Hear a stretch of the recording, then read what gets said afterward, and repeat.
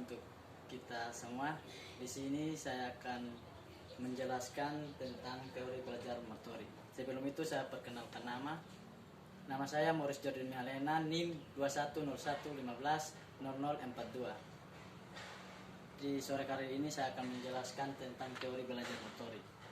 Pertemuan pertama kita belajar tentang konsep dasar belajar motorik. Pengertian belajar. Belajar adalah perubahan yang relatif permanen dalam perilaku atau potensi perilaku sebagai hasil dari pengalaman atau latihan yang diperkuat. Yang kedua, pengertian belajar motorik.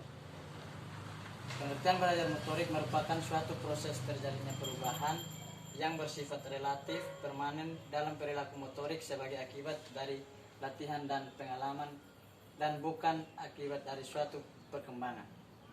Pertemuan kedua kita belajar tentang teori belajar motorik.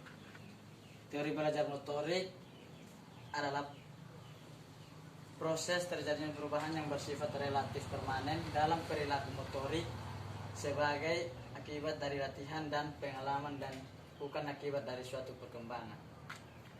Pertemuan ketiga kita belajar tentang klasifikasi teori belajar motorik. Ada beberapa hal dalam klasifikasi belajar motorik ini. Yang pertama, penguasaan gerak.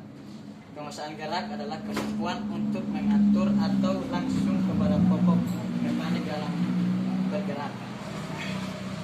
Yang kedua, gerak dasar. Gerak dasar merupakan pergerakan yang muncul dari 3 faktor.